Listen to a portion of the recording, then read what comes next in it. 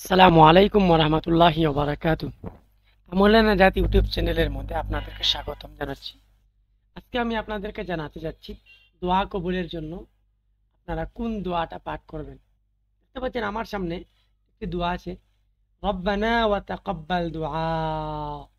এই দোয়াটির অর্থ হচ্ছে, হে আমাদের রব, আর আমার দোয়া কবুল করুন। হে আমার রব, আমার দোয়া কবুল করুন। ইব্রাহিম সূরার 40 নম্বর আয়াতের অংশ এটা। আমরা যেন দোয়ার সময় রব্বানা ওয়া তাকাব্বাল দুআ এটা পড়ি। এটা বানান করে যদি আমি আপনাদেরকে জানিয়ে দিতে চাই, রা বা জবর রব, বা জবর বা, নুন আলিফ জবর না, রব্বানা। ওয়া জবর ওয়া, তা জবর তা, কাব বা জবর কাব, বা লাম জবর বাল, ওয়া তাকাব্বাল।